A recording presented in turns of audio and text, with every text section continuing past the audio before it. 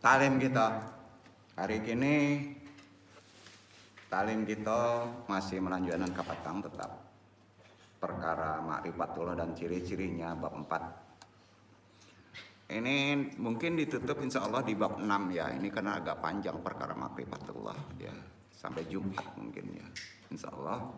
Karena boleh dikata yang perkara ma'rifat ini dasar pemahamannya ini dua versi sih. Ada si dasar melalui syariat, ada dasar melalui ruhani. Jadi memang cukup banyak. Dia aja nggak boleh dipisahkan pengertian ma'rifatullah itu. Ya. Langsung aja ke tajuk risalah. Assalamualaikum warahmatullahi wabarakatuh. Waalaikumsalam warahmatullahi wabarakatuh. Sebelum talim seperti biasa kita selawat, tentunya kita tujukan kepada junjungan kita Nabi besar Muhammad sallallahu alaihi wasallam. Allahumma sholli ala sayyidina Muhammad wa ala sayyidina Muhammad. Rabbi shrah sadri wa yassir amri wa hlul 'uqdatam min lisani yafqahu qawli. Ya Allah, mudah-mudahan semuanya dalam talim ini dimudahkan, dilapangkan juga urusannya ya. Juga simpul pengikat lisan ini tidak terkunci. Wajali wajiro min ali Rabbana amrina min ladunka aroma wa ilana min abrina rosyada.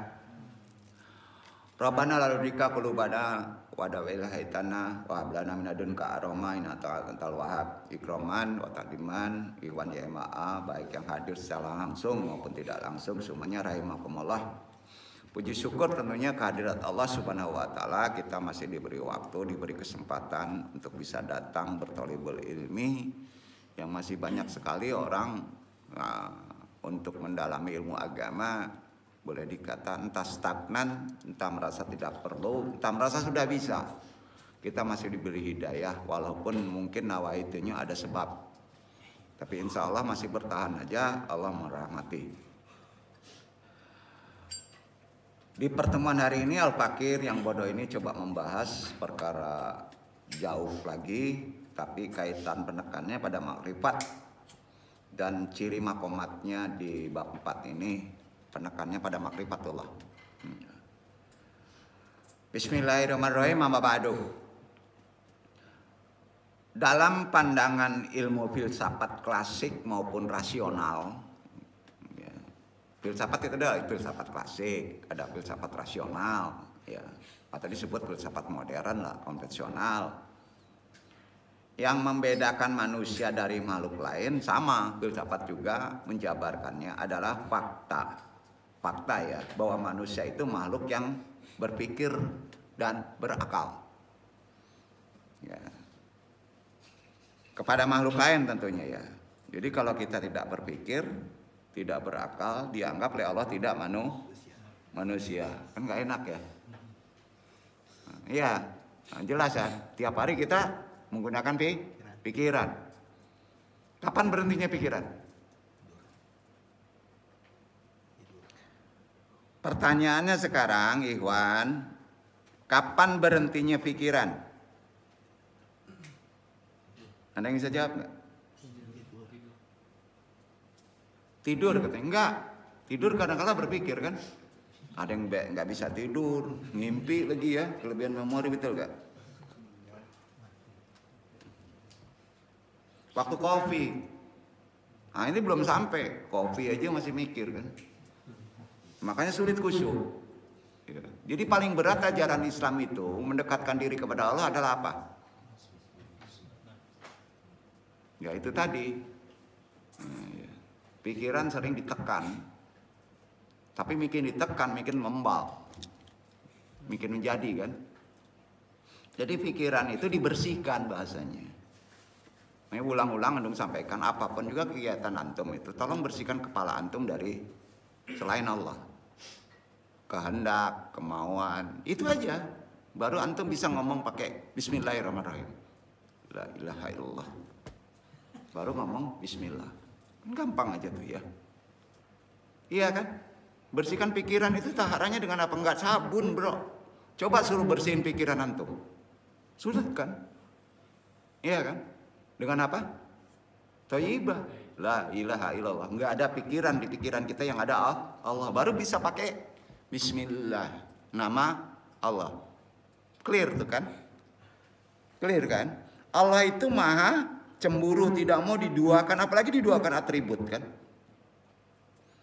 Wah, gua mau kerja nih. Ya, supaya dapat bismillahirrahmanirrahim. Yang jadi Tuhan kata pikiran kan? Iya kan? Bukan karena Allah kan? Nah, jangan duakan. Jadi hal yang sepele tadi itu penting. Itu awal mengenal Allah tuh begitu. Allah itu pantang diduakan. Sekali lagi, Allah itu pantang diduakan. Allah itu maha cemburu. Ya. Setuju nggak tuh? Ya. Saya kerja karena apa? Karena pengen dapat duit. Tuh, repot juga tuh ya. Biarkan aja tuh dapat duit itu urusan nanti. Yang penting kalau serius pasti seimbang, nggak dijolimi kan? Ya. Antum kuliah pengen apa? Pengen diwisuda seperti Iwan Aris tadi. Nah, niatnya salah tuh. Maka nggak diwisuda antum tuh. Ya. Nah. Jadi tauhid itu itikad. Nah, sembuh juga begitu. Ya. Di pangkal itu kita harus kaji ma'rifatullah itu gimana, ada makomatnya ya. Wajar-wajar aja antum ngeluh. Ngeluh itu nggak dosa loh. Hati-hati, ada orang yang ngeluh ya. Udah sedekah, udah korban, tapi anak sakit juga katanya. Percuma aja korbannya. Nggak apa-apa. Tapi jangan dilanjutkan. Ya. Kurang ajar Allah tuh katanya. Itu kita juga marah semuanya kalau digituin kan. Betul kan? Jangan ditantang Allah. Ngeluh itu wajar. Nggak marahan dong. Kenapa ngeluh itu wajar? Karena ngeluh itu juga makrifat. Susah udah ngaji. Ngeluh juga makrifat. Nggerutu juga makrifat. Arif lah. Ya. Jangan kaku. Ya. Nggak mungkin deh kita nggak ngeluh. Seulama-ulama orang pasti ngeluh. Contoh ngeluh apa sih? Sedang kita gembira aja Pak. Ya umpama lagi jalan-jalan happy ya semua lah. Masih ngeluh nggak? Bisa ngeluh nggak? Diuji aja sakit perut gimana? Ya, nggak boleh ngeluh, nggak bisa. Tapi kalau ngeluh nyalain Allah itu yang nggak boleh. Ya, dede ya, gitu. Ini ngeluh karena pinter atau dilanjutin lagi. Karena Allah juga gue jadi kayak gini katanya. Wah kacau ini. Celaka itu. Kafir tuh. Hati-hati. Perenungan kita ke ma'rifatullah itu harus betul-betul sensitif banget ya ke Allah itu ya. Allah itu nggak kelihatan karena maha kasih sayang ajabnya. Nggak mau mengajab manusia. Karena tahu. Di manusia itu ada ujian yang berat. Ya. Jadi dalam pandangan ilmu filsafat klasik rasional udah jelas ya makhluk itu dibedakan karena manusia itu punya pikiran dan berakal. Ya. Manfaatnya ada dikasih pikiran dan akal supaya jadi khalifah gitu ya. Bagi Aristoteles, bagi Plato, ahli-ahli filsafat nih ya, klasik. Akal berfungsi untuk mengarahkan budi pekerti, beradab. Dan akal itu merdeka menurut beliau. Bebas. Abadi dalam wataknya. Nah ini yang salah. Akal itu nggak boleh dibebasin. Pikiran itu nggak boleh dibebasin. Juga bagi Aristoteles, akal adalah kekuatan tertinggi dari jiwa, salah. Bacalah buku Aristoteles, filsafat tuh ya. Kekuatan tertinggi jiwa adalah akal. Berarti dia nggak ngerti di balik itu ada yang lebih tinggi ya. Ruh umpamanya. Ruh bukan Tuhan, beda lagi. Kekuatan kolbu, kekuatan hati. Ya. Eksistensi keduanya akal dan watak kalau mau dipahami pada manusia dalam hubungan dengan Tuhan akal, pikiran, watak kita, gimana hubungan dengan Tuhan, ini hanya ada di ajaran tasawuf. Tidak ada di ajaran filsafat klasik, nggak ada. Hubungan akal kita, pikiran kita dengan watak hanya ada di ajaran tasawuf. Ya, karena dianggap apa? Akal itu dianggapnya tertinggi pada jiwa, esensi. Ya, nggak percaya baca aja bukunya. Ya. Nah, menjadi agak bingung setelah antum mencari ke atas sana. Nah, Muslim itu nggak begitu kan? Nah, jadi ada beberapa uraian kata bapak paham makrifat. Bapak yang paham makrifat awal adalah Junun al-Misri, wafat 860 Hijriah. Ya. Beliau ini seorang sufi, seorang ahli tasawuf. Beliau ini dianggap sebagai bapak pertama kali orang yang mengerti ilmu makrifat. Ya. Dijelaskan bahwa pengetahuan manusia tentang Tuhan itu ada 3. Tasawuf klasik. Pengetahuan manusia itu ada 3. Ya. 3 macam. 1, pengetahuan orang kebanyakan, awam, bahwa Tuhan itu 1, yaitu dengan melalui ucapan syahadat. Berarti kalau antum ingin mengenal Tuhan, asyhadu alla ilaha illallah wa asyhadu anna Muhammadur Rasulullah, kata Bapak Junun al-Misri, itu orang yang berpengetahuan kebanyakan. Awam, kita kan lakukan itu. Iya kan? Betul kan?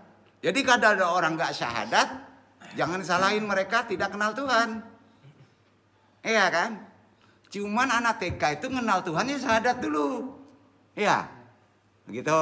Yang kedua, kata Bapak Makrifat Junun al-Misri, pengetahuannya naik ke pengetahuan orang yang berilmu, namanya ulama. Bahwa Tuhan itu 1 menurut logika akalnya. Bukan melalui syahadat lagi. Karena kalau ada Tuhan 2 baca Kak. Kan gitu kan? Iya kan? Naik. Agak lebih berilmu. Yang ketiga, makrifat itu. Kata orang sufi. Kata orang yang mendalami torekot, orang yang tasawuf, orang yang mendalami hal-hal mistisme. Bahwa Tuhan itu di Islam 1 tetap. Dengan perantaraan hati sanubarinya. Rasa.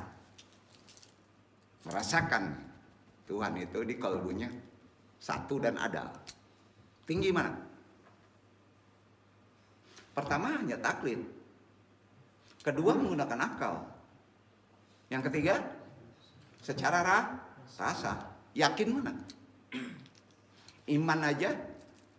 Islam aja? Atau sudah ihsan antum bermakrifat? Itu kan di Quran dijabarkan. Nah, pertanyaan sekarang, antum di derajat mana ini? Antum sendiri yang bisa jawab. Sepakat gak? Salah antum ngomong. Enggak, jangan dibukain. Oh, antum derajatnya udah ihsan, keren. Pergi sana, nggak perlu ngaji. Oh, antum masih iman, udah duduk sini aja, taklid aja dulu. Nggak enak kan disebut gitu kan? Iya kan? Ya nggak, jadi levelnya nggak kelihatan. Level makrifat itu berat loh, nggak kelihatan. Jangan-jangan orang yang biasanya celengnya, seenak udelnya itu, tahu-tahu udah ihsan ya. Banyak kan? Ya. Jadi kita nggak bisa menyepelekan sama makhluk. Ya. Itu menurut siapa tadi? Makrifat. Ada 3. Menurut Junun al-Misri. Kita jawab saya, makrifat itu kita contek menurut ulama dulu supaya gampang ngajinya, supaya kita bisa dapat pemahaman. Menurut Al-Ghazali, antum serahkan ke antum. Al-Ghazali dibahas. Gimana nih menurut Al-Ghazali? Makrifat itu menurut Al-Ghazali gimana? Kan ulamanya di pertengahan antara klasik dengan modern. Al-Ghazali seorang tokoh yang berawal dari seorang ahli hukum. Tuh, pahami dulu sejarahnya supaya dapat kesimpulan. Al-Ghazali itu awalnya seorang ahli hukum.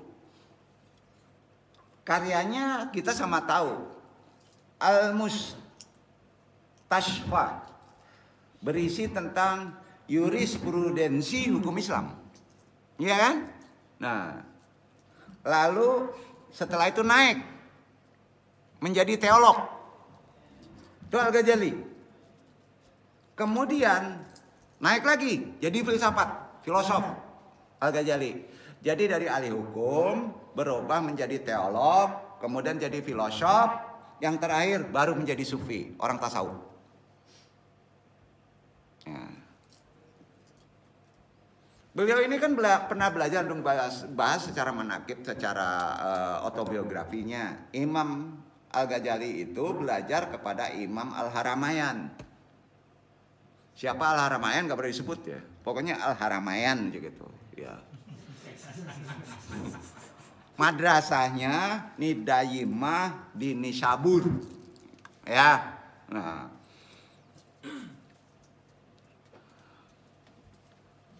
Beliau dasarnya yang belajar beliau ini Al-Haramayan ini jagonya ilmu kalam.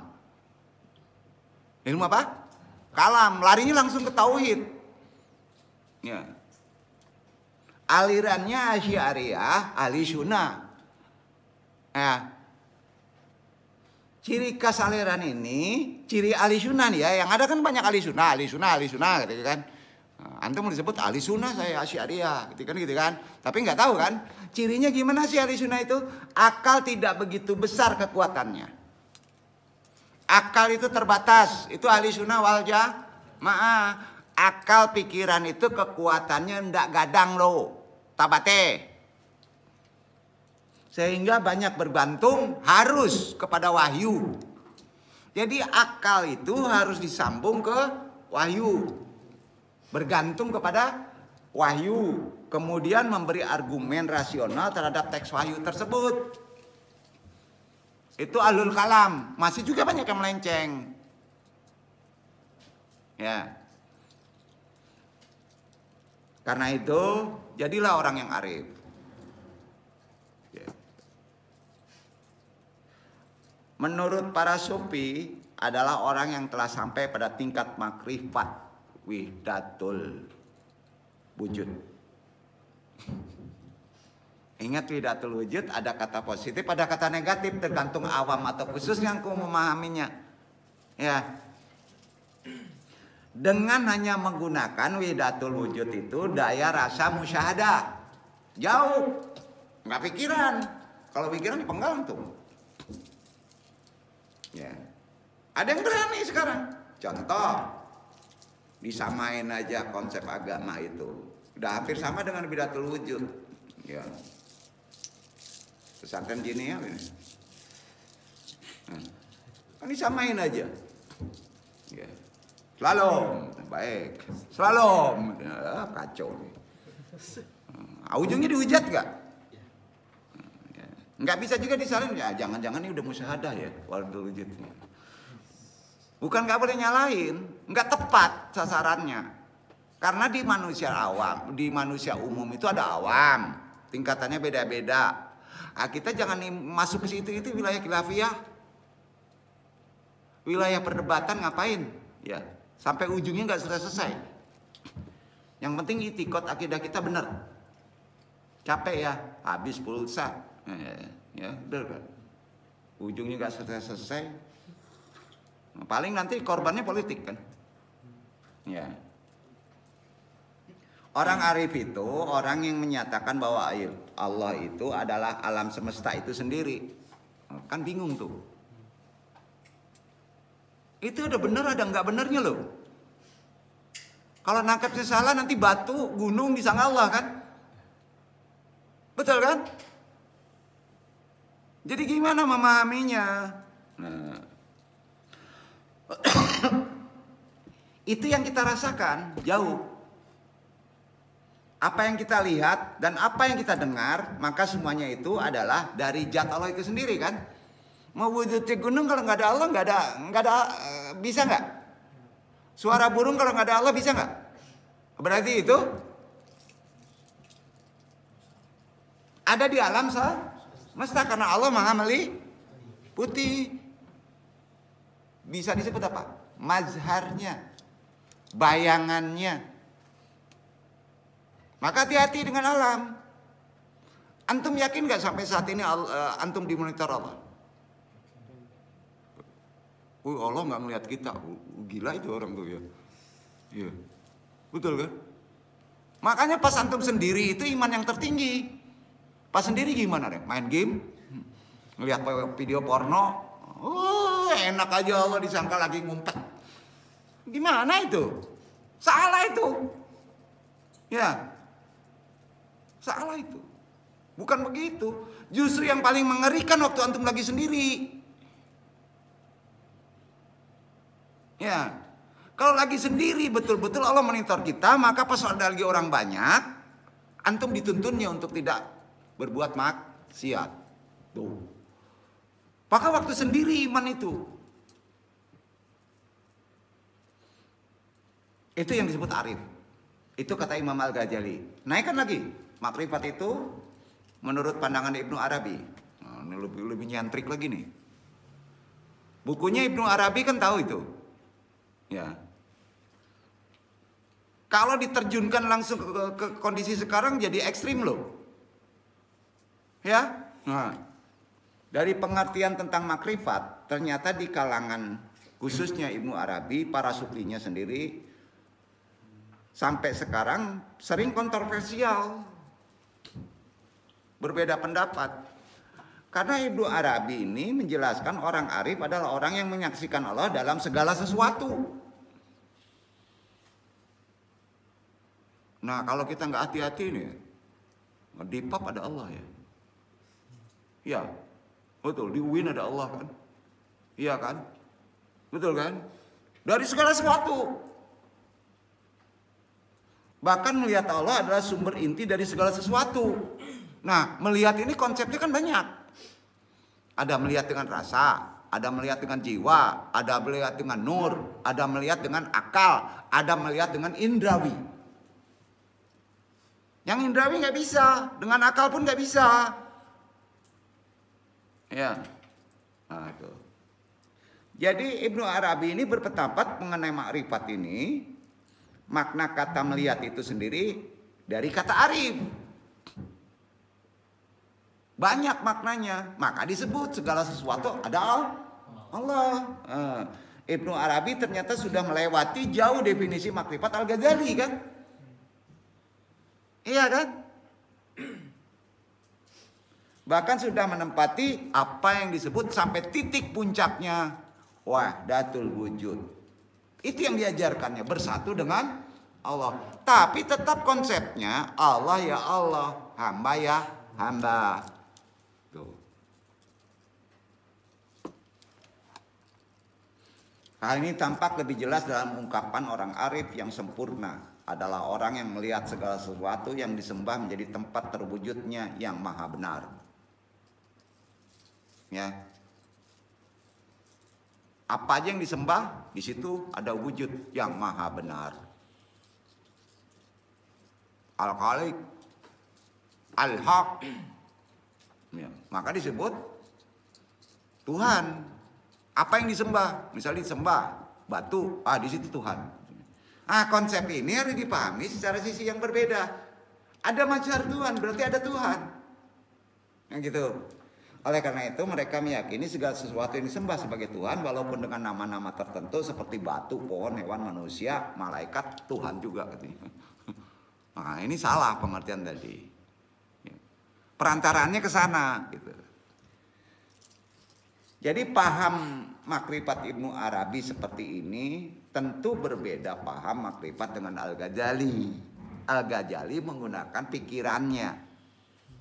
Ya, walaupun dia udah loncat ke spiritual, tapi masih tidak bisa meninggalkan alam kecerdasan logikanya. Maka masih berguna sampai kondisi sekarang. Ya. Nah, kalau antum mengikuti paham Ibnu Arabi di kondisi sekarang, ya udah itu. Jadi seperti yang rame di TV ya. Ya, kayak gitu.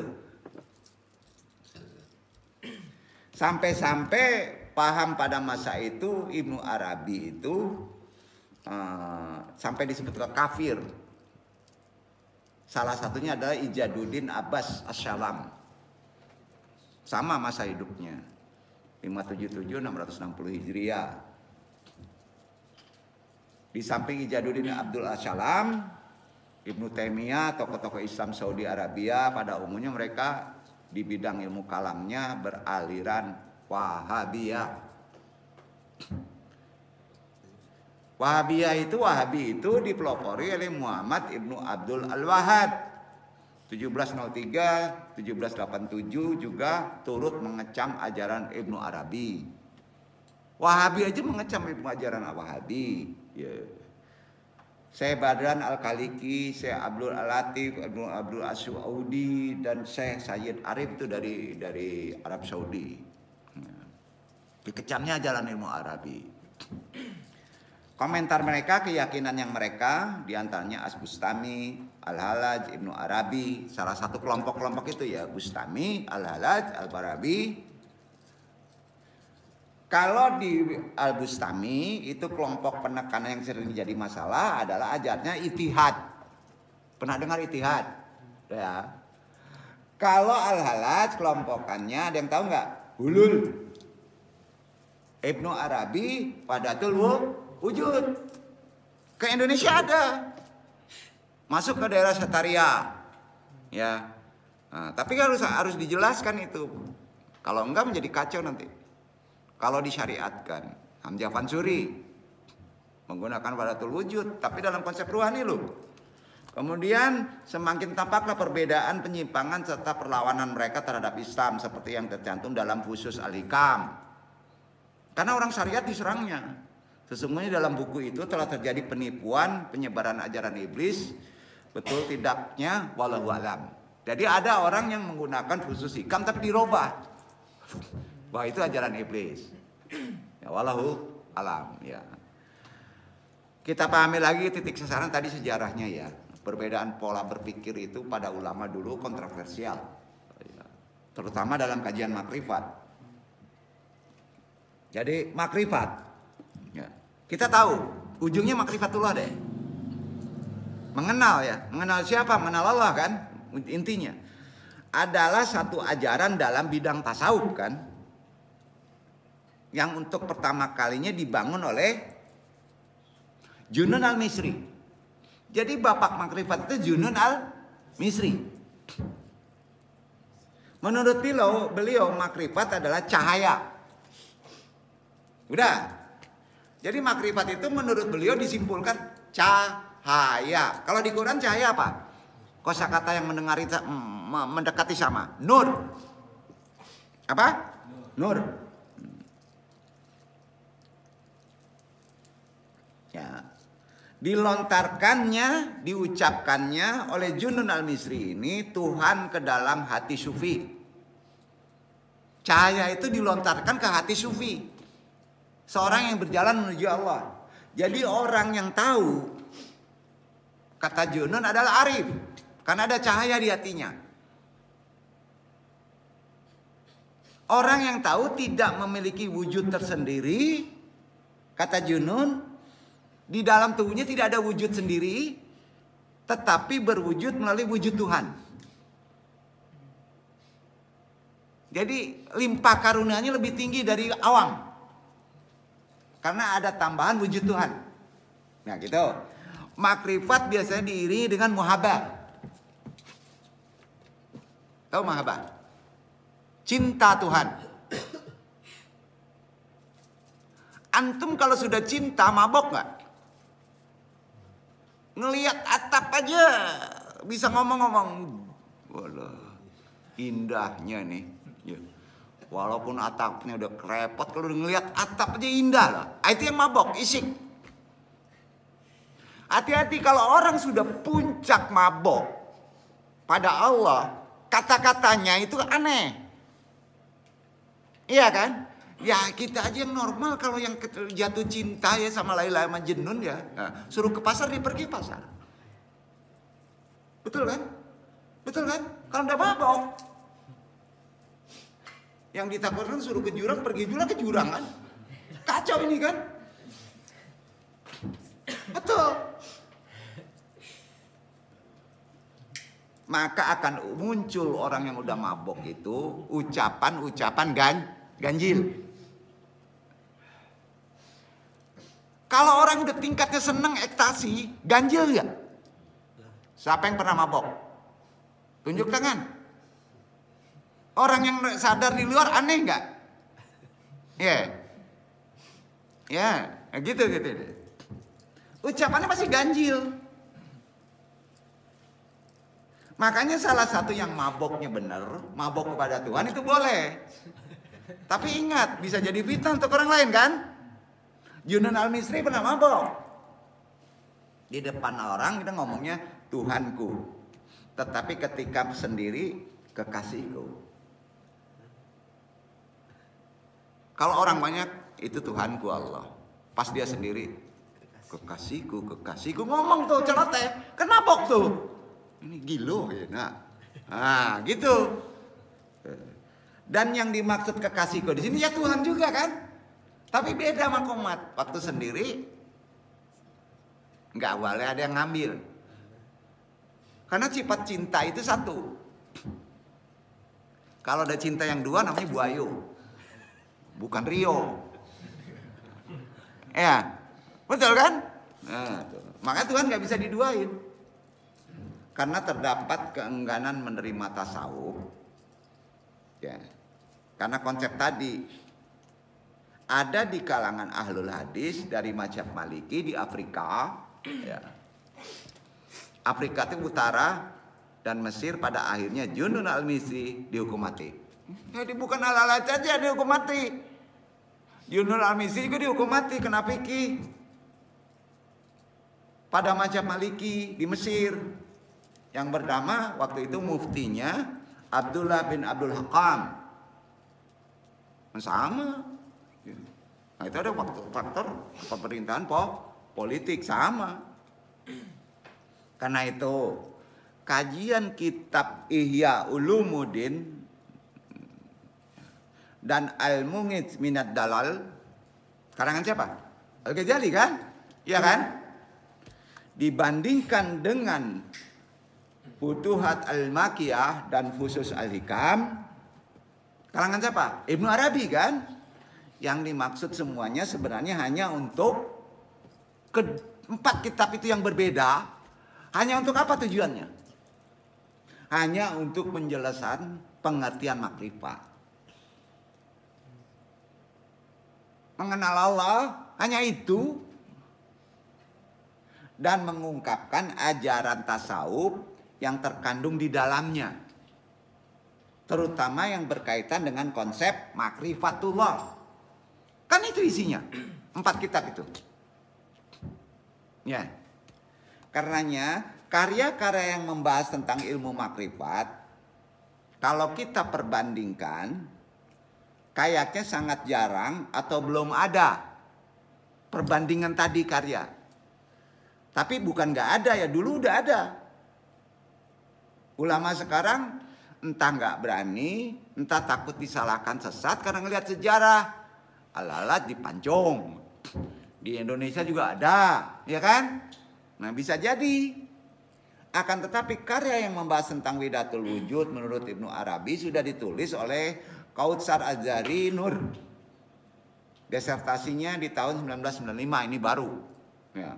Begitu juga adalah konsep insan kamil Ibnu Arabi, manusia sempurna. Nah, oleh Al-Jili ditulis oleh Yunasir Ali. Disertasi 97. Nah, lulus mereka semuanya. Nah, sekarang kok nggak ada di bulan diri UIN.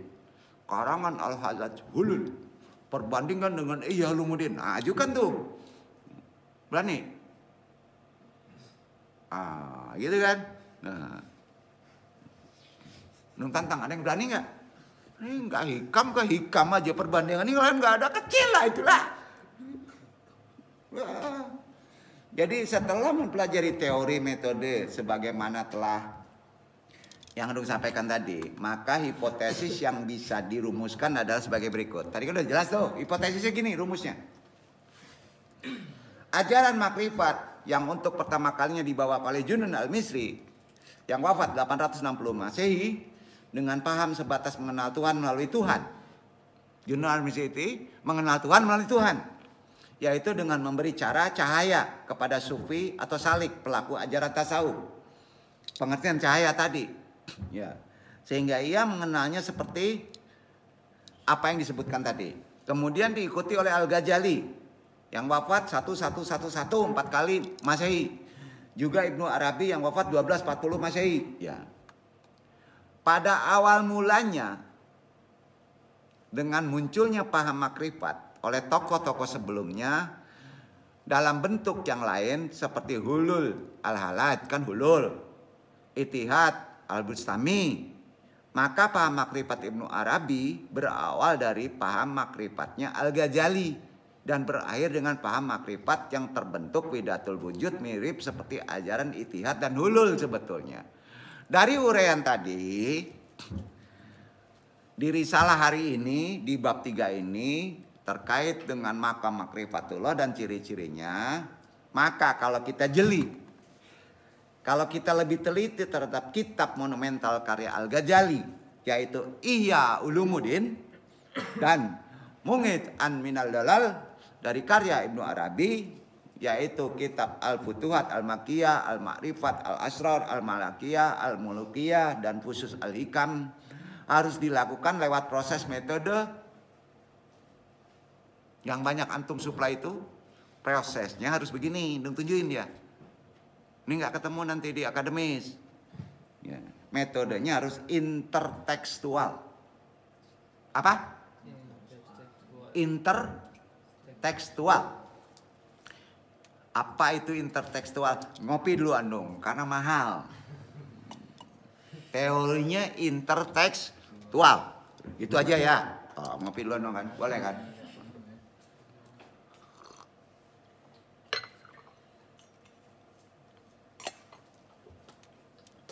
Kenapa harus dengan teori intertekstual? Pertanyaan. Karena bisa mengaplikasikan metode intertekstual itu, kalau ingin diaplikasikannya, maka uraiannya sebagai berikut. Ajaran makrifat ini berawal dari penafsiran atau resepsi dari pembacaan terhadap teks Quran surat Az-Zariyat. Ayat 56. Surat 51. Wa ma khalaqtul jinni wal insa illa liya'budun. Interpretasinya ke sana. Aku menciptakan jin dan manusia hanya agar mereka beribadah kepadaku. Ini ditafsirkan oleh Ibnu Abbas Al-Jalani, Ibnu Arabi. Dasarnya itulah ilmu makrifat. Jadi kalau dasar ilmu makrifat adalah interpretasi atau intertekstual dari Quran surat Az-Zariyat 51 ayat 56. Wa ma khalaqtul jinni wal insa illa liya'budun. Aku menciptakan jin dan manusia hanya agar mereka beribadah kepadaku. Itulah dasar ilmu makrifat. Kemudian diperkuat dengan hadis qudsi. Fil bidayati kuntu ahsiqatan kafiyatan summa adratu an akuna marfutan. Lidzalika khalaqatu makhluqatan wa huma yaribunani aidun. Artinya, aku pada mulanya adalah simpanan yang tersembunyi. Hadis ini sahih loh. Kemudian aku ingin dikenal. Maka aku ciptakan makhluk. Lalu mereka pun mengenalku. Jadi tidak kuciptakan jin manusia hanya beribadah kepadaku. Korelasikan kepada hadis tadi. Itu dasar ilmu makrifatullah. Ya. Juga hadis qudsi dikuatkan yang lainnya. Artinya aja lah ya panjang. Dan hambaku senantiasa berusaha mendekatkan diri kepadaku dengan amalan-amalan sunnah sehingga aku mencintainya. Mabok kan kalau dia cinta. Karena kuatnya amalan sunnah. Nah, jika aku telah mencintainya, maka aku menjadi alat pendengarannya yang ia mendengar. Dengan alat itu menjadi alat penglihatannya yang dia melihat. Dengan alat itu menjadi tangannya yang dengan itu memukul kakinya. Dengan itu ia berjalan dengan kakinya. Arti kata semuanya jadi perangkat Allah. Karena ini atribut. Itu kalau udah mahabbah. Maka tindakan dia unik. Iya kan?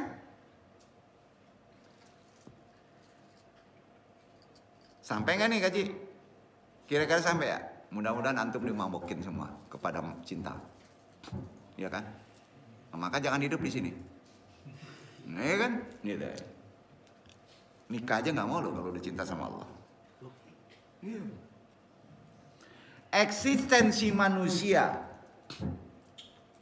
Ini bisa benar nih. Untuk biasanya makam awal, bukan makam pertengahan.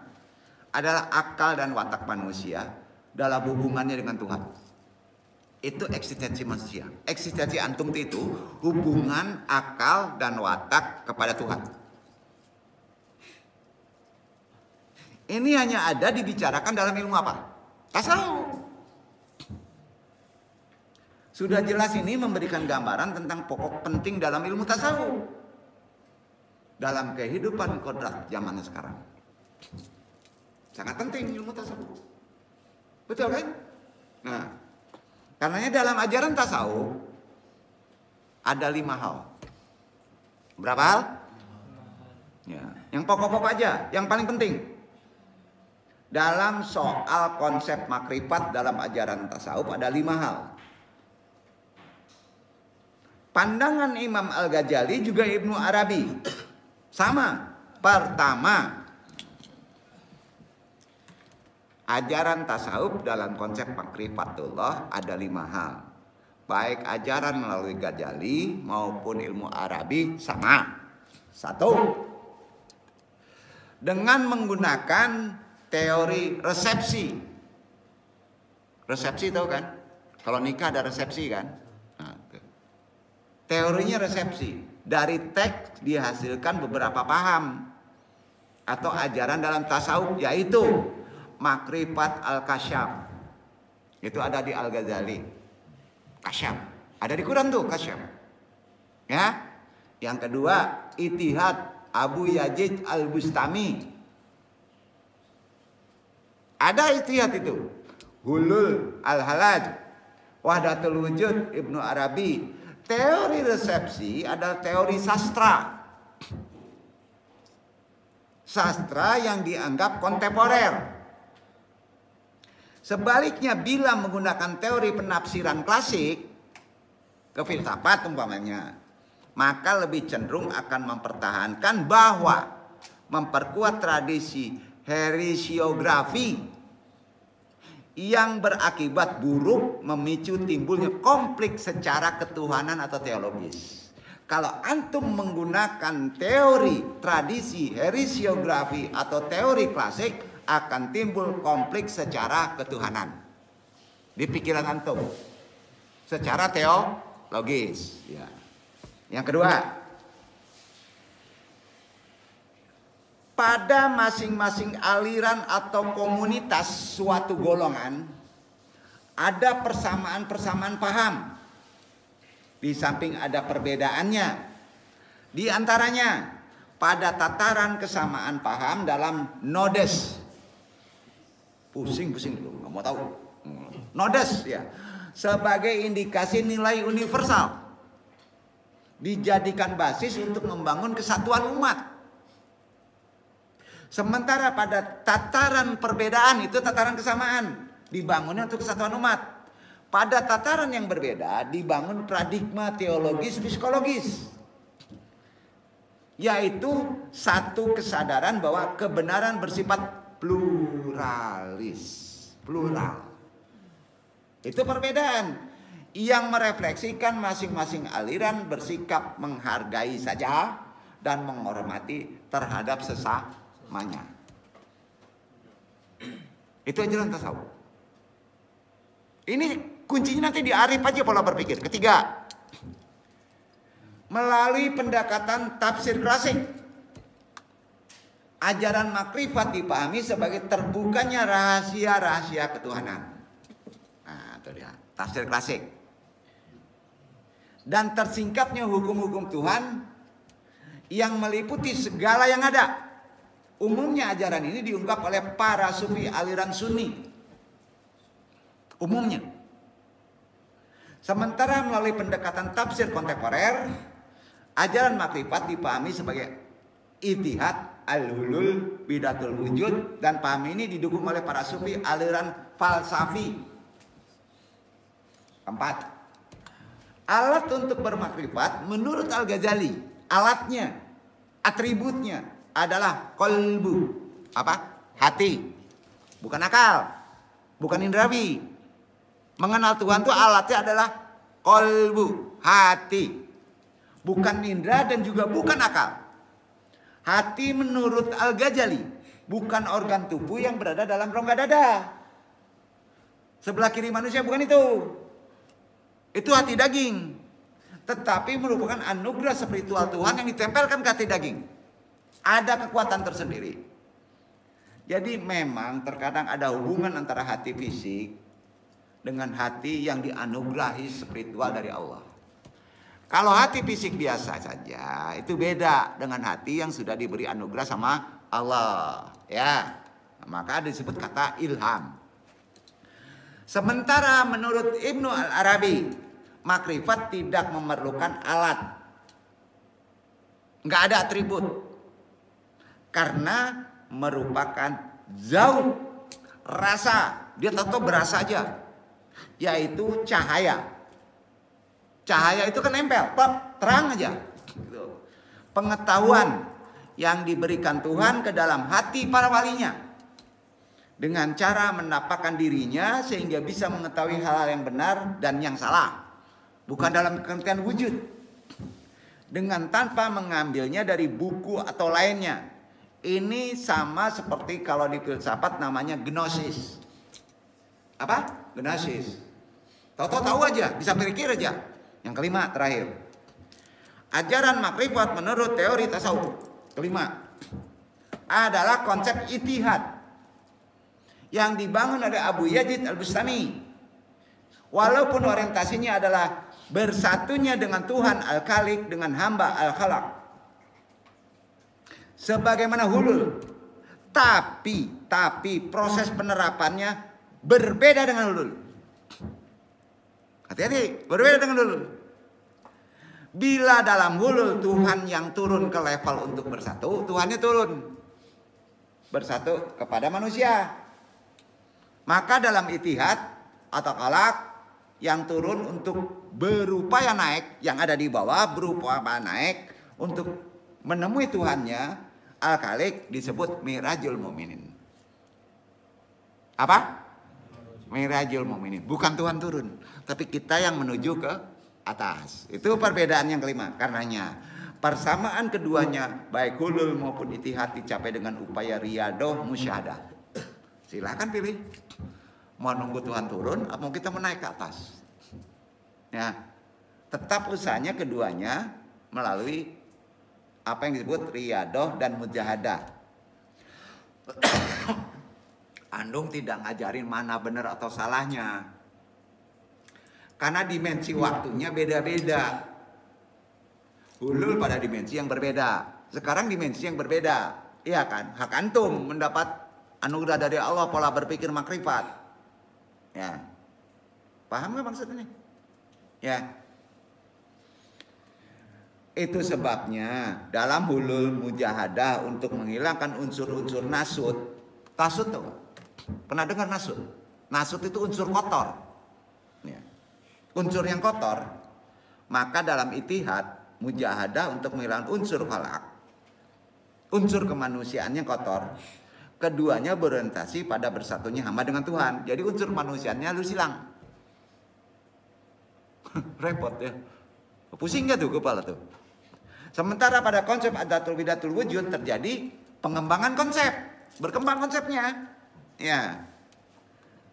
Jadi ajaran Ittihad maupun hulul menyerupai teori filsafat emanasi. Kalau di filsafat belajarlah filsafat emanasi, sama tuh hulul. Ya. Yang dibangun oleh Plotinus.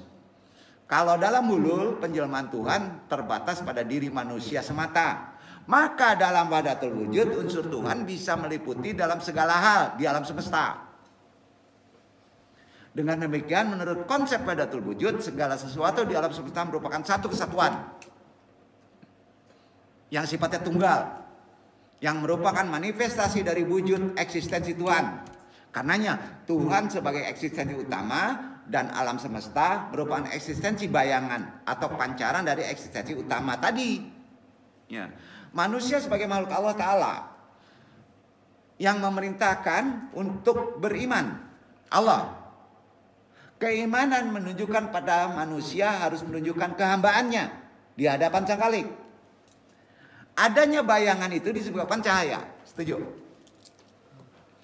Adanya bayangan disebabkan adanya cahaya. Setuju? Halo? Anu kurangin dulu ya. Tadi berat bener. Benar, anu yakin itu tadi berat. Tapi anu kurangin dulu, kita tata dari bawah. Karena konsep filsafat, konsep tasawuf sering rancu kan? Ya. Nah, tak kurangi. Insya Allah ini yang gampangnya ya. Gampangin aja ya. Bukan digampang-gampangin ya. Yang gini. Jadi adanya bayangan itu disebabkan adanya apa? Cahaya. Adanya manusia disebabkan adanya Allah. Tapi Allah tidak bisa disamakan dengan cahaya. Setuju? Setuju. Ngopi dulu. Jangan pusing. Udah paham ya? Udah serak-serak bahasa dong ngertiin tadi. Anu yakin tadi nggak terjangkau tadi? Yakin dong? Walaupun sebagian ada ke bawah-bawah sedikit-sedikit. Nggak apa-apa. Ya. Cahaya itulah yang disebut dalam Quran apa? Naikkan. Nur. Apa? Nur. Menurut Ibrahim Anis, ahli bahasa, nur adalah cahaya yang menyebabkan mata melihat. Mata bisa melihat kalau ada cahaya. Kalau nggak ada cahaya bisa ngelihat nggak? Enggak. Ya, ada cahaya tapi mata nggak ngelihat, namanya apa? Buta. Namanya buto. Ada suara tapi nggak dengar, namanya paka. Apa namanya? Paka. Walaupun ada cahaya tetap juga nggak ngelihat. Padahal cahaya nggak mungkin nggak ada. Paham ya? Nah, itu. Ada non paka. Zaman kini. Ada non buto. Banyak zaman kini walaupun ada mato. Banyak. Kemana gaji kau? Nggak mau tahu dah. Batu dari buto panjang saya. Bingung nggak? Entahnya membutuhkan diri, entahnya jadi Yahudi. Kan itu kan? Entah maraso pintar. Nah. Cahaya itu disebut nur. Diterangkan di Al-Quran loh. Nurin ala nur. Nah. Bisa disebut juga sesuatu yang menyinari objek. Betul kan? Nah. Sehingga menjadi jelas. Menjadi terang. Manusia sering ada masalah. Banyak.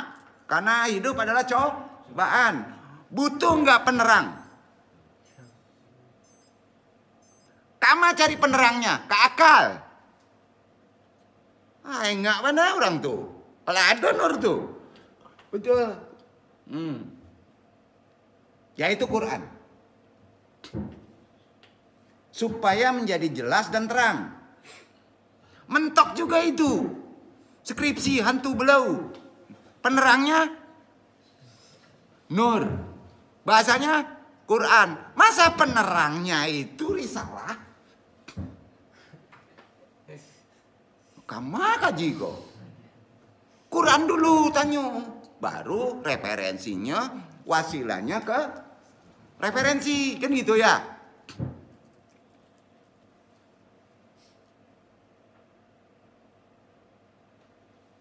Nur adalah cahaya yang tertangkap oleh johirnya, indra. Sepakat? Lahir dulu, turunin dulu. Sehingga mata dapat melihat.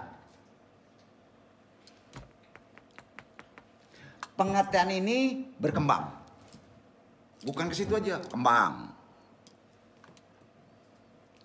Dengan makna jadi apa? Petunjuk. Nalar. Sampai nggak? Berkembang dia. Menurut Tabat-Tabai, Asyid Muhammad Husain At-Tabat-Tabatai menulis Al-Mizan, sebuah kitab tafsir Al-Quran. Pengertian awal dari kata nur adalah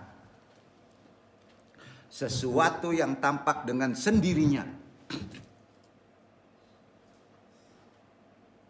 Itu nur.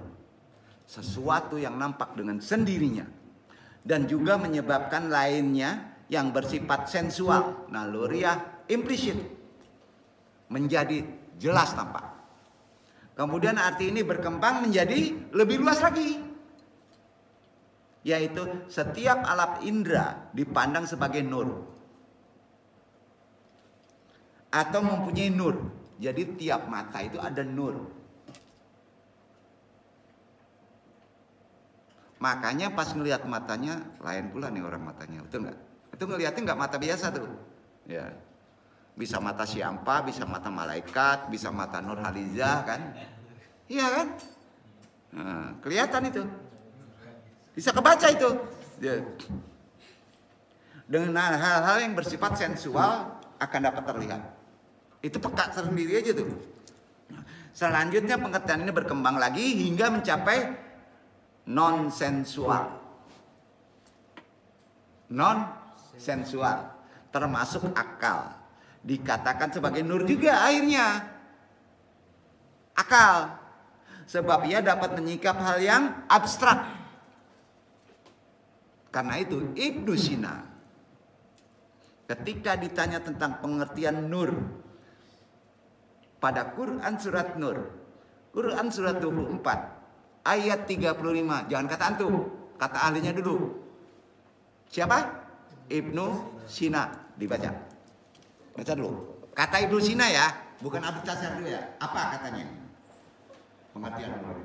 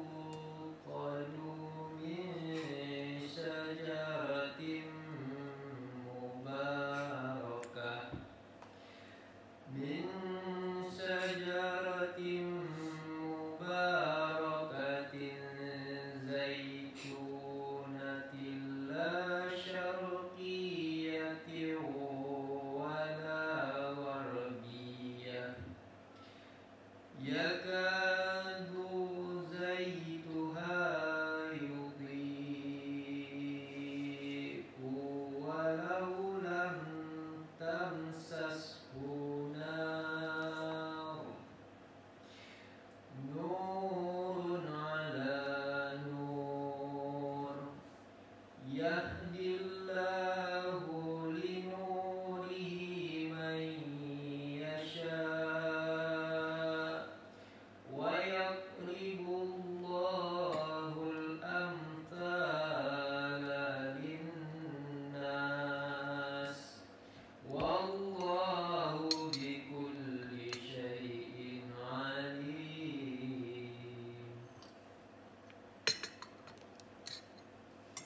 Allah memberi cahaya kepada langit dan bumi. Perumpamaan cahaya Allah adalah seperti sebuah lubang yang tak tembus, yang di dalamnya ada pelita besar. Pelita itu di dalam kaca, dan kaca itu seakan-akan bintang yang bercahaya seperti mutiara, yang dinyalakan dengan minyak dari pohon yang banyak berkahnya, yaitu pohon zaitun, yang tumbuh tidak di sebelah timur sesuatu dan tidak pula di sebelah baratnya, yang minyaknya saja hampir-hampir menerangi, walaupun tidak disentuh api. Cahaya di atas cahaya berlapis-lapis. Allah membimbing kepada cahayanya siapa yang Dia kehendaki, dan Allah memperbuat perumpamaan bagi manusia, dan Allah Maha mengetahui segala sesuatu. Masalah ini berat ya ayat-ayat ini penjabarannya. Kita tanya aja langsung ya kepada Ibnu Sina. Apa kata beliau? Kata nur menurut beliau mengandung dua makna.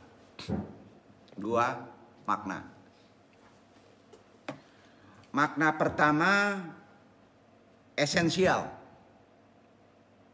Makna kedua metaforikal. Itu aja dulu. Kita curai satu-satu. Pengertian nur kata Ibnu Sina. Yang esensial berarti kesempurnaan kebeningan, karena nur itu pada dirinya bersifat bening. Adapun makna metaforikal harus dipahami dalam dua cara juga. Kalau esensialnya satu, bening. Bening aja deh. Kalau metaforikal harus dua cara memahaminya, yaitu sebagai sesuatu yang bersifat baik. Itu metaforikal. Itu baik, nur tuh. Atau sebagai sebab, ada atributnya yang mengarah kepada yang baik. Ya, paham sampai sini? Nah itu dua. Ya. Sedangkan Al-Isfahani, seorang sufi juga, ini ahli tafsir. Ibnu Sina itu ahlinya kimia syahadah, kedokteran. Pahamnya ke sana tadi. Sekarang ahli tafsir membagi pengertian nur atas arti material, duniawi. Yang kedua arti spiritual, ukrawi.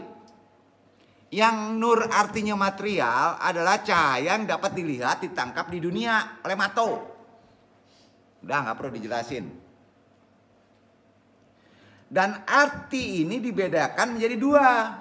Yang material itu, satu, arti yang abstrak disebut makul,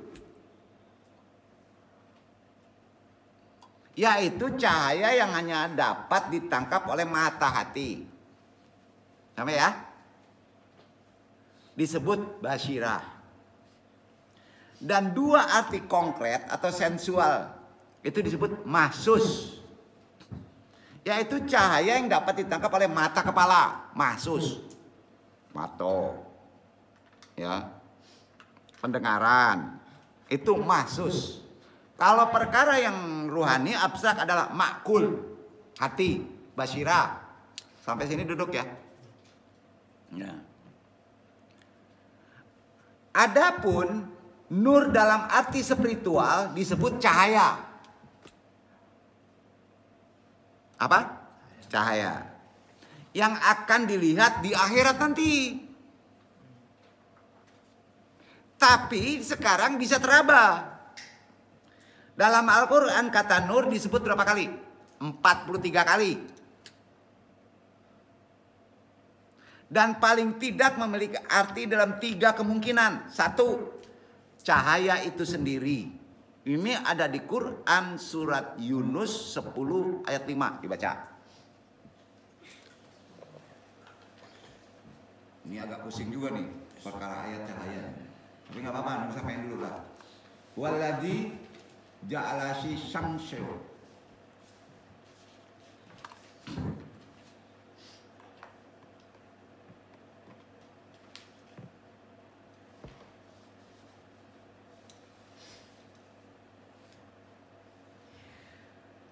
والذي جعل الشمس ضياء والقمر نورا وقدره منازل لتعلموا عدد السنين والحساب ما خلق الله ذلك إلا بالحق يفصل الآيات لقوم يعلمون. Dialah yang menjadikan matahari bersinar dan bulan bercahaya, dan ditetapkannya manzilah-manzilah tempat-tempat bagi perjalanan bulan itu, supaya kamu mengetahui bilangan tahun dan perhitungan waktu. Allah tidak menciptakan yang demikian itu melainkan dengan hak. Dia menjelaskan tanda-tanda kebesarannya kepada orang yang mengetahui. Yang kedua, ada di Quran surat Al-Hadid 57 ayat 9 perkara nur. Dibaca dulu, kawan. Al-Hadid suratnya 57 ayat 9. Kita dalami perkara cahaya ini, nur ini. Waladzi yunazzilu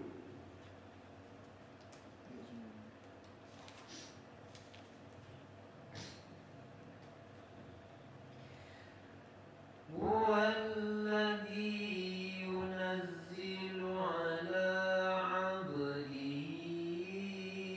آيات بينات ليخرجكم من الظلمات إلى النور وإن الله بكم لرؤوف رحيم.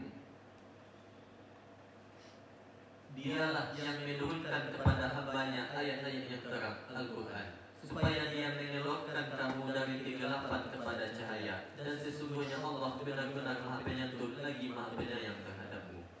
pengertian nur atau cahaya tadi lebih dalam yang kedua atau lebih dalam yang pertama? Kedua ya. Karena Al-Quran itu sendiri juga nur. Disebut cahaya. Dialah yang menurunkan ayat-ayat yang terang. Betul kan? Al-Quran. Beda. Berkembang dia. Pengertian nur nggak johir aja. Ya. Quran juga cahaya. Tapi nggak kelihatan cahayanya. Seperti lampu neon. Kan Quran nggak kelihatan seperti lampu neon. Nah, ini ada otak yang logis benar nanti ya. Ya. Tapi betul ada cahaya. Sebab Quran itu lebih tinggi dari cahaya materi. Paham ya? Ya. Yang ketiga, At-Taqabun 64 surat 8. Baca coba. Pengertian nur yang ketiga lagi. Ya.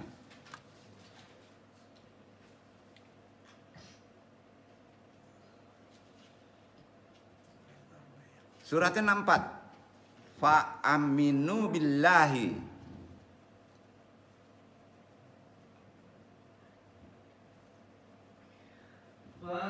فآمنوا بالله ورسوله والنور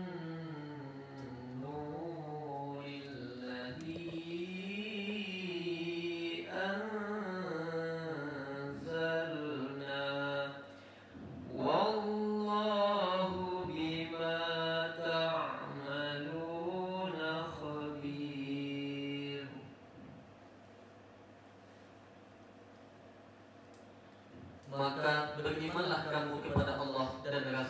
dan kepada cahaya Al-Quran yang telah kami turunkan, dan Allah Maha mengetahui apa yang kamu kerjakan.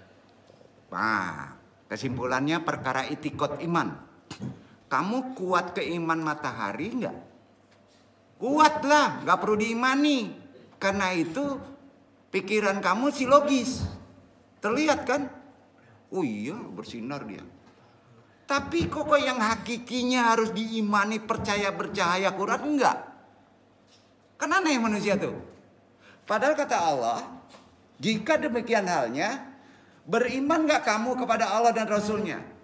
Karena itu segala cahaya di atas dari cahaya materi tadi. Setuju nggak? Paham maksudnya? Ya. Dan cahaya Al-Quran kami turunkan. Iya kan? Di sana Allah Maha teliti terhadap apa yang kamu kerjakan. Jadi Allah melihat kejelekan antum, hati antum dari cahaya itu tadi. Dasarnya gitu, bukan Allah nggak tahu. Pasti tahu lah. Maka dasar kata nur adalah, jawab. Dasarnya kata nur itu petunjuk, hudan, penjelas, penerang, betul kan? Iya kan? Bukan ada di matahari aja, itu nggak perlu dipikirin. Ya. Karena nur dalam arti cahaya itu sendiri petunjuk, ataupun Al-Quran berfungsi sebagai petunjuk. Bagi siapa? Bagi orang yang tersesat atau orang yang mencari kebenaran. Antum pilih apakah antum tersesat, pakai Quran. Kalau ingin mencari kebenaran, pakai Quran. Oh, petunjuknya matahari, udahlah matahari aja kita tanya. Salah nggak? Salah. Yang hakikat adalah Quran. Maka Nabi Muhammad disebut nur. Iya kan? Karena beliau diyakini sebagai orang yang membawa petunjuk tadi. Iya kan? Atau menunjukkan jalan yang benar. Kalau antum tersesat, contoh Nabi, kalau ingin ditunjukin jalan yang benar, lihat ajaran Nabi, kan gitu. Ya. Karena itu Al-Ghazali menulis kitab Mishkat Al-Anwar. Mengatakan bahwa kedudukan Al-Quran bagi mata akal, mata pikiran, sama kedudukannya seperti cahaya matahari. Ya. Bagi mata lahir, sama. Pikiran antum itu akan terang, akan ada petunjuk kalau antum bertanya kepada Quran. Itu sama kalau antum tidak terlihat sama matahari menerangi. Nggak percaya, baca aja Mishkat Al-Anwar Al-Ghazali itu. Itu. Ya, sama itu kedudukannya. Sebab hanya dengan itulah sempurna penglihatan. Sempurna petunjuk dengan Quran. Dengan itu pula Al-Quran lebih patut menyandang nama nur. Sebagaimana sinar matahari bisa dinamakan cahaya. Wajar kalau Nabi Muhammad disebut Quran yang berjalan. Wajar nggak? Iyalah. Antum Quran berjalan. Cuman satu ayat. Satu ayat yang nanya ayat yang lain. Kejawab nggak? Enggak. Iya kan? Loh. Karena itu menurut Al-Ghazali hakikat nur yang sebenarnya adalah hakikat nur siapa sih? Allah Subhanahu wa Ta'ala. Sedangkan sebutan cahaya bagi selain dia hanyalah kiasan saja. Kalau selain dia itu kiasan aja. Tak ada wujud sebenarnya. Karena itu ia membedakan makna nur. Satu, pengertian di kalangan awam. Makna nur untuk orang awam. Berbeda dengan yang kedua, pengertian di kalangan orang yang khusus perkara nur. Kalau orang awam harus ada petroma. Ya. Kalau orang khusus nggak perlu ada petroma. Ya. Yang penting ada Quran, paham. Bersih hati maka terbuka cahaya. Kan gitu. Jadi nur dalam pengertian orang awam menunjuk kepada sesuatu yang tampak, zahir. Ketampakan itu adalah sesuatu yang nisbi. Ingat. Yang nampak cahaya itu kelihatan itu nisbi, bro. Nisbi. Iya. Wih. Itu alamat di situ cantik loh. Itu nisbi itu. Terjang pula sana. Oh, selesai S1. Nisbi itu bisa kerja enggak? Ya. Nisbi masih. Ya. Ada kalanya sesuatu yang tampak dengan pasti bagi sesuatu pandangan di saat ia bersembunyi bagi pandangan yang lainnya. Nah, berat itu pengertiannya. Nah, ini yang perlu dipahami ya, dikit lagi nih. Karenanya yang namanya cahaya adalah sebutan sesuatu yang tampak dengan sendirinya ataupun yang membuat tampak benda lainnya, itu cahaya. Nur dalam pengertian orang khusus adalah jiwa yang melihat, kalbu yang terang, pikiran yang tercerahkan. Rahasia cahaya adalah ketampakannya bagi suatu daya serap. Akan tetapi penyerapan tadi tergantung selain pada adanya cahaya juga pada adanya mata yang berdaya lihat. Mungkin kuat mata antum dengan cahaya nisbi maksiat, mungkin tertutup cahaya qalbu antum. Betul? No. Meskipun cahaya tersebut sebagai sesuatu yang tampak, menampakkan sesuatu, tidak ada suatu cahaya yang tampak dan menampakkan sesuatu bagi orang yang buta. Kalau antum udah buta, walaupun cahaya 1000 nampak, tetap tidak nampak. Betul? Betul kan? Secerdas-cerdas orang, sepinter orang, se-IQ tinggi. Kalau dia buto, ya buto. Kalau pakak, ya pakak. Dia tahu Quran tetap juga pakak. Kan itu. Betul kan? Kan Quran sudah dibumikan, cahaya. Jadi dengan demikian dapat disimpulkan jiwa itu bisa jadi roh. Walaupun ada perbedaan. Ruh yang melihat, maka jiwa pun melihat. Kalau ada cahaya, sama dengan cahaya yang tampak dalam kedudukannya sebagai unsur yang harus ada bagi pencerapan. Berdasarkan hal ini semua, kedudukan roh, kedudukan jiwa yang melihat lebih tinggi, berdaya serap, dengan pula suatu penyerapan yang dapat terwujud di kalangan kaum sufi filosofi. Kalau kita turunkan lagi, nur biasanya dinisbahkan dengan Muhammad SAW. Filosofi Islam ya. Atau hakikat Muhammadiyah. Ya. Konsep Nur Muhammad ada di filsafat Islami. Ya, difilsafatkan itu. Namanya hakikat Muhammadiyah. Ya. Betul. Jadi konsep Nur Muhammad pertama kali dibawakan oleh, ada yang tahu? Al-Hallaj. Yang dipancung tuh. Namun sebenarnya konsep nur sudah dikenal sebelumnya di kalangan Syiah. Mereka percaya akan adanya cahaya purba. Cahaya yang udah lama. Yang melewati nabi satu ke nabi lainnya. Ada benarnya. Ya. Sampai kepada imam-imam. Nur itu melindungi nabi dan imam-imam dari dosa. menjadikan mereka maksum dan mengurang dosa bagi imam-imam, karena imam-imam tak mungkin jadi maksum. Itu yang benar jawabannya. Dan mengaruniai mereka pengetahuan tentang rahasia ilahi. Adanya nur atau Nur Muhammad ini dikuatkan dengan Quran.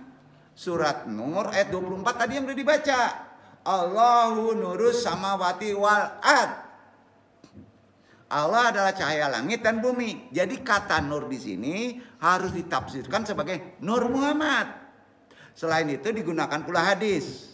Ya, saya adalah manusia pertama dalam kejadian. Yang pertama diciptakan Allah adalah nurku. Dan aku diangkat sebagai nabi. Sedangkan Adam masih di antara air dan tanah. Hadis ini diperdebatkan. Ada yang menyebut maudhu. Nah, jadi dari Abu Al-Ala Afifi, ahli hadis juga dia. Kita tidak memperdebatkan itu, tapi di Quran juga ada perkara nur. Wallahu a'lam bishawab. Mudah-mudahan ini bermanfaat untuk dasar kita. Besok kita tutup dengan yang lebih gampang lagi. Tapi susah-susah gampang, gitu ya. Karena kaitan makrifat juga terkait dengan nur dan ayat-ayat cahaya. Wabillahi taufiq wal hidayah. Banyak maaf. Wassalamualaikum warahmatullahi wabarakatuh.